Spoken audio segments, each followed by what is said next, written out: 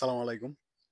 আ আপনার আশপাশের মানুষজন আ কতটুকু শিক্ষিত, আ কতটুকু জ্ঞানী, কতটুকু বিচক্ষণ, কিংবা কতটুকু সম্মান পাওয়ার যোগ্য, আ এটা বোঝার জন্যে আপনার তাদের সার্টিফিকেট দেখতে হবে না।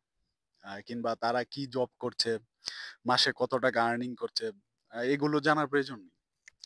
আপনি যদি বুঝতে পারেন যে তারা আপনাকে কিভাবে মূল্যায়ন করছে, তাহলেই বুঝতে পারবেন আসলে তারা কতটুকু শিক্ষিত, আ কতটুকু সম্মান পাওয়ার যোগ্য, কতটুকু জ্ঞানী এবং কতটুকু বিচক্ষণ।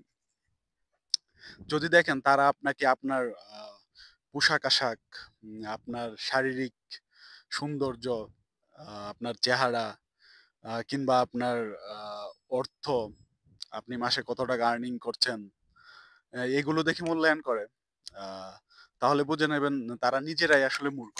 এদের দ্বারা আসলে সমাজ, আপনার কিংবা রাষ্ট্রের কোনো উপকার হবে না। আর যদি বুঝতে পারেন যে তারা আপনাকে আপনার সততা, আপনার বিশ্বস্ততা, আপনার জ্ঞান, আ আপনার চরিত্র, এগুলো দেখে মূল্যায়ন করছে, তাহলে বুঝে নিবেন উনারা অত্যন্ত উচ্চশিক্ষিত লোক এবং হচ্ছে তারা সম্মান পাওয়ার যোগ্য, বিচক্ষণ এবং জ্ঞানী। অসংখ্য ধন্যবাদ সবাইকে। আসসালামু আলাইকুম।